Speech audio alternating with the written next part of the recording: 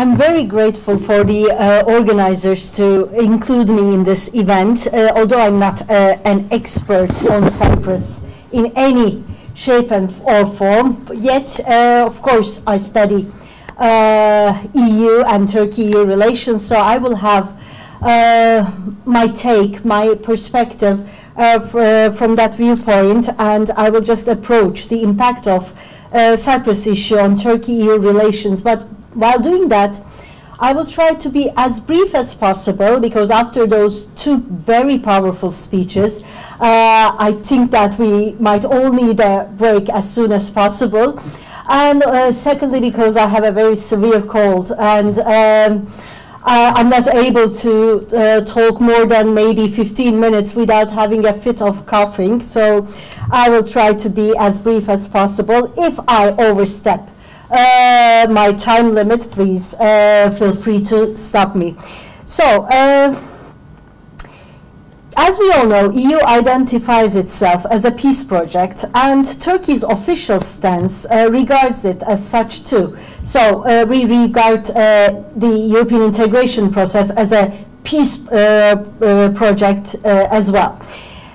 In that regard, there were many expectations, both from the EU itself and from the Cypriots, Turkey and Greece, as well as maybe the international community, about EU's role in the in solving the EU problem, right from the Cyprus problem, right from the start. Moreover, both the Cypriot bid for membership and Turkey's bid for EU membership for accession also were regarded as opportunities for EU to exert some influence and be a catalyst for the solution of the Cyprus problem, and that would facilitate both parties' accession to the EU, both a united Cyprus and also Turkey. Yet, Cyprus issue demonstrated once again the intrinsic constraints and limits to EU's capacity as a conflict resolution mechanism, especially if the parties to such a problem consist of EU and non-EU parties. As is well known, EU suffers from a capabilities and expectations gap in international conflicts and problems, and by Europeanization of the Cyprus issue, EU lost even the tiniest chance to have leverage over the issue. But not only that, of course, this created many problems, the Europeanization of the Cyprus issue by accession of the Greek Cypriots to the European Union also became an obstacle for Turkey's relations for EU, either as future membership prospects, but also in many areas of cooperation as well. So the Greek Cypriot side's motivation for a solution diminished not only after the accession, definitely, but maybe right from the beginning of the 1990s, when they made their bid for EU membership right at that stage, because step by step, with every declaration, with every summit, EU in a way gave up its conditionality for EU membership when it comes to the Greek Cypriots. So it became quite a difficult prospect by saying that if you don't, even if you don't solve the problem, you can be a member. So moreover, of course, after the accession of the Greek side to the EU, as representing the whole island, as we all know, this is how EU sees it, EU tried to reach out to the Turkish Cypriots, yet the efforts of the EU were not sufficient, or maybe in the they were not realistic enough in order to change the mood in the north, and also hope for or became conducive to the solution for the Northern Republic, or the Turks living in the north part of Cyprus. Rather than being rewarded, the Turkish Cypriot side was in a way punished after the Annan Plan referendums. So this is the story we all know, but I would actually like to highlight the impact of EU involvement, especially since accession of the Greek Cypriots on Turkey-EU relations. As far as I'm concerned, first of all, it was instrumental in feeding into the Euroscepticism in Turkey. Of course, how EU dealt with the Cyprus problem created a lot of adverse feelings in the Turkish society, and especially right after the Annan Plan referenda, EU Council conclusions promised improvement efforts for Turkish Cypriots' economic situation, and we all know the end result. And Turkey expected EU to keep those promises to no avail.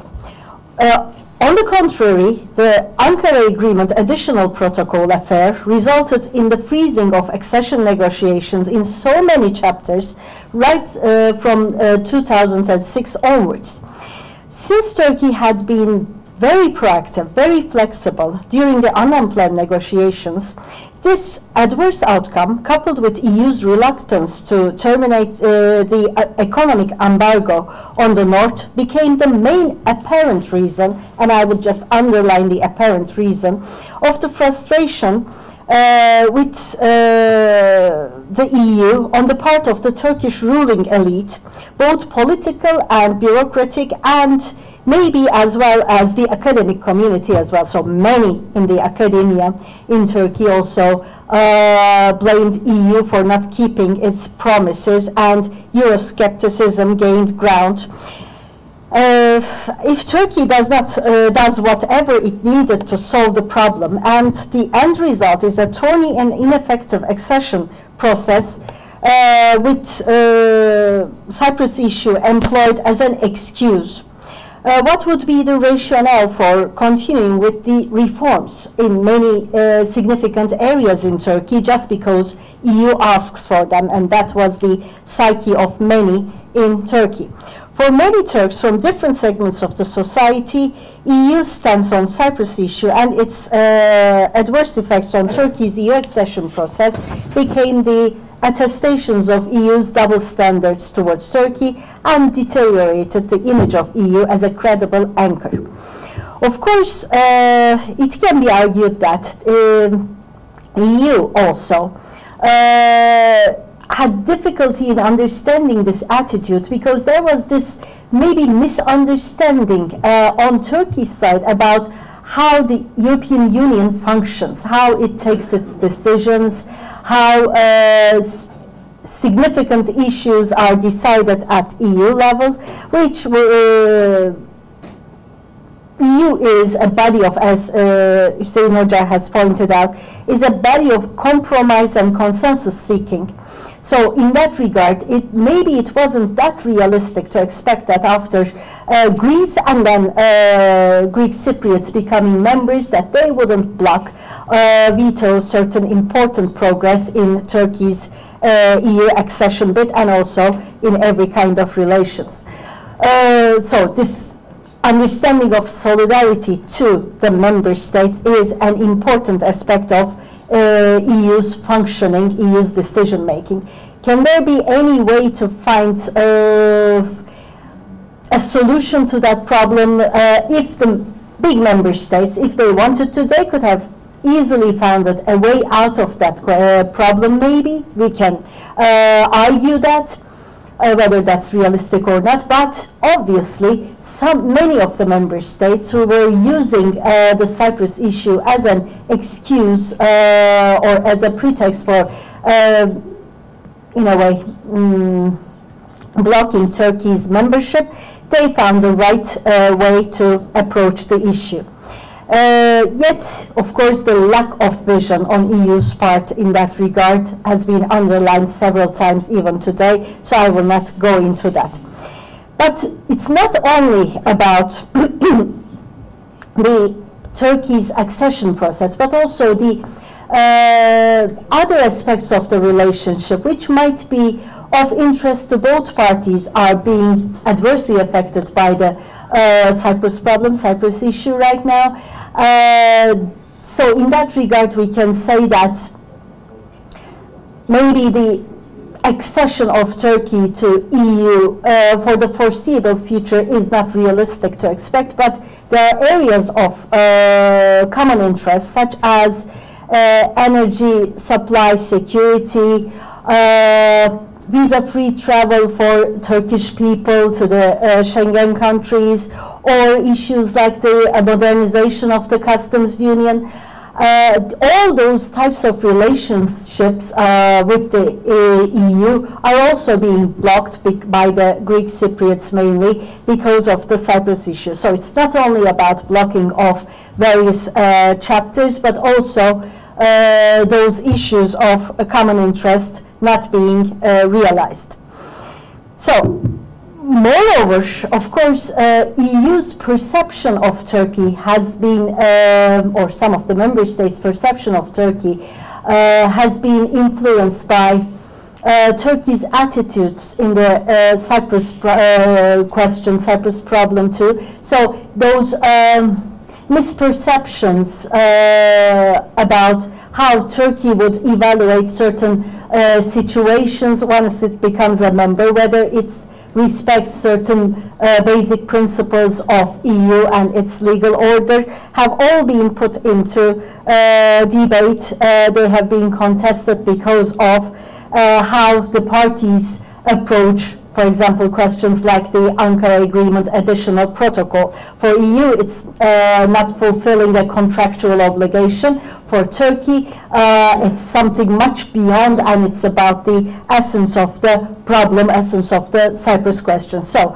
those different views on issues have exacerbated also EU's perception of how Turkey would be able to, in a way, comply with the European standards and mechanisms.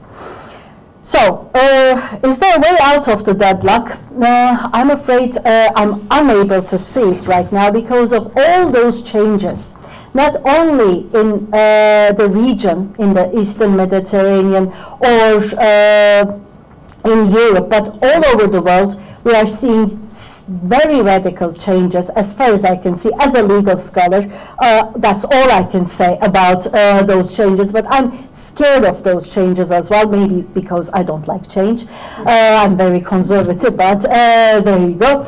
But you know, all the mechanisms, all the institutions, all the ideas and values of the aftermath of the Second World War are being challenged and questioned.